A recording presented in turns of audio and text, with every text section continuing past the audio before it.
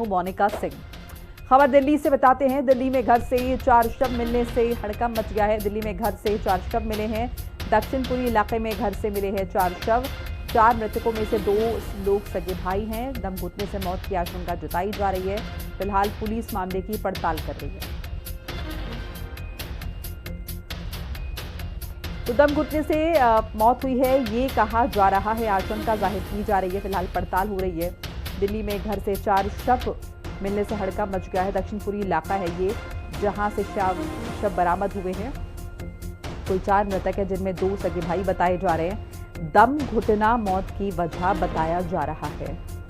और ज्यादा इन्फॉर्मेशन के लिए नवीन निशांत जुड़ चुके मेरे साथ, मेरे सहयोगी। नवीन, दम घुटना वजह बताया जा रहा है, क्या बैकग्राउंड है इस पूरी खबर का? क्या कोई गैस का रिसाव वगैरह हुआ है जिसकी वजह से दम घुटने की बात कही जा रही है? देखिए, अभी जो पुलिस की जांच है वो बहुत ही प्रारंभिक स्थिति में है और पुलिस के समय अभी की पहली जो प्राथमिकता है वो चारों शवों का पोस्टमार्टम कराना है, ताकि पोस्टमार्टम कराने के बाद ही पता चल सकेगा कि आखिर जो मौत है वो दम घुटने की वजह से हुई है, लेकिन आखिर उसके पीछे वजह क्या थी।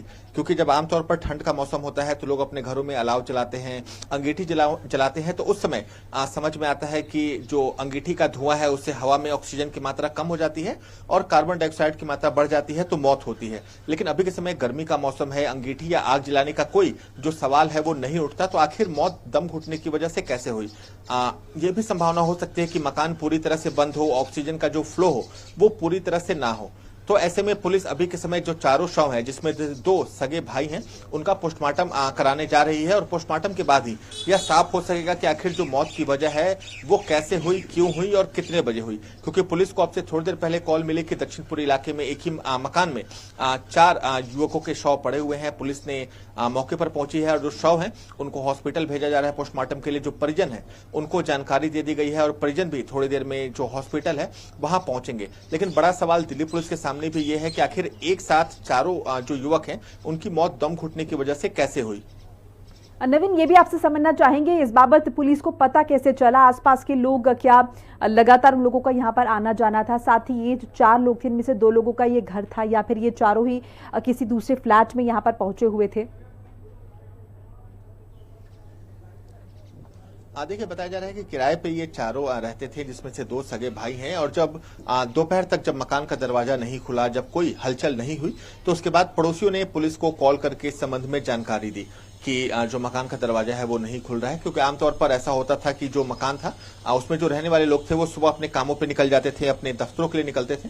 तो पुलिस को ये सूचना मिली, जिसके बाद पुलिस मौके पर पहुंची और फिर जो दरवाजा है वो तोड़ा गया, जहां चारों के शव जमीन पे पाए गए थे। तो निश्चित तौर पर पुलिस के समक्ष अभी कई महत्वपूर्ण बिंदु है जिसपे पुलिस को जांच करनी है और उसके बाद ही कोई निष्कर्ष निकल सकेगा कि आखिर इन चारों की मौत कैसे हुई, किन वजहों से हुई, ये चारों कहाँ काम करते थे, किस समाज से आते थे। तो इस तमाम जो चीजें हैं वो एक बार जब परिजन इनके पहुंचेंगे उसके बाद ही पूरी जानकारी पुलिस को हो सकेगी। चलिए नवीन, आप हमारे साथ बने रहिए, अगली खबर पर भी आपका अपडेट हमें लेना होगा। इस बीच दर्शकों को बताते चले कि दिल्ली के नरेला इलाके में मुठभेड़ की खबर है। हिमांशु भाऊ गैंग के 2 शूटर्स के साथ मुठभेड़ हुई है और दोनों शूटर्स मुठभेड़ के दौरान जख्मी हुए हैं। बड़ी इंफॉर्मेशन बता रहे हैं, रोहतक हत्या केस से जुड़े थे ये दोनों शूटर्स। तो नरेला इलाके में मुठभेड़ की खबर है, दोनों शूटर्स मुठभेड़ के दौरान जख्मी हो गए हैं, ये जानकारी हासिल हो रही है। रोहतक हत्या केस से जुड़े थे ये दोनों शूटर्स।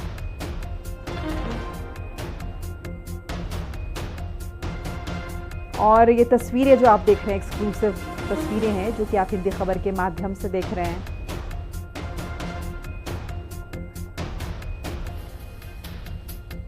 दोनों शूटर्स मुठभेड़ के दौरान जख्मी हुए थे और आप देख रहे हैं कि किस तरीके से जो चिन्हित किया गया है, ये तमाम जगह को सर्कल किया गया है जहां पर शूटर्स जो है उन्हें गोली मारी गई है, वो जख्मी हुए हैं।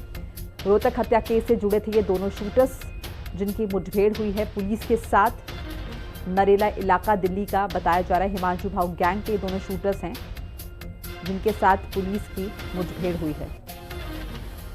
और ज्यादा जानकारी के लिए एक बार फिर से नवीन निशांत का रुख कर लेते हैं। नवीन, क्या इंफॉर्मेशन इस बाबत आपके पास?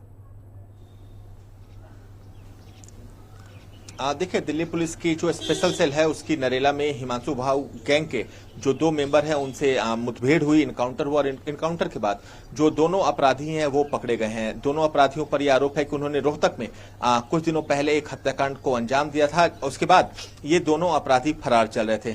दिल्ली पुलिस की स्पेशल सेल को कल देर रात ये इनपुट मिली कि नरेला इलाके में कुछ गतिविधि है, कुछ हलचल होने वाली है, जिसके बाद स्पेशल सेल की टीम ने वहां जाल बिछाया और एक संदिग्ध बाइक पर 2 जो अपराधी हैं जो हिमांशु भाऊ गैंग से ताल्लुक रखते हैं, जब वो वहां से गुजर रहे थे तो पुलिस ने उन्हें देखकर रोकने का इशारा किया, जिसके बाद हिमांशु भाऊ गैंग के जो दोनों शूटर हैं उन्होंने पुलिस पर गोली चला दी, जिसके बाद पुलिस द्वारा भी जवाबी कार्रवाई की गई, जिसमें दोनों शूटर घायल हुए हैं, जिन्हें अस्पताल में इलाज के लिए भर्ती कराया गया है। और पुलिस का यह भी कहना है कि इनकी गिरफ्तारी से जो रोहतक में बीते